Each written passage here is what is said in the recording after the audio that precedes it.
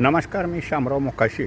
महाराष्ट्रातील सर्व वाहन मालकांनी हा व्हिडिओ ऐका की आता जे कायदा झालेला आहे, पोर्टलला जे जुडत असतात ना, आता जर तुमच्या गाडीचा इन्शुरन्स संपला असेल तर तुमचं RTOला कुठलंही काम होत नाही. म्हणजे जर तुम्ही अप्लाय करायला गेला ना, समजा पासिंगचं काम आहे म्हणून तुम्ही जर ते ऑनलाईन करायला गेला, पावती फाडायला गेला, तर तुमची पावती फाटली जात नाही, अपॉइंटमेंट मिळत नाही.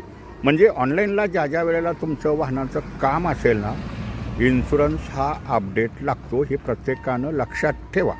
आणि प्रत्येकानं आपापल्या वाहनांचे इन्शुरन्स, वाहनाचे सर्व पेपर म्हणजे POC वगैरे हे जे सर्व पेपर आहेत, काही गाड्यांना परमिट असतात, ती परमिट, नूतनीकरण, हे सगळे पेपर अपडेट ठेवा. म्हणजे तुमची कामं कुठली नडणार नाहीत. आणि आता पोर्टलला हाय सिक्युरिटी नंबर प्लेट बी जुडलेली आहे. जर तुमची हाय सिक्युरिटी नंबर प्लेट गाडीला नसेल तर ते पोर्टलला दिसतं आणि मग ते RTOवाले सांगतात हाय सिक्युरिटी नंबर प्लेट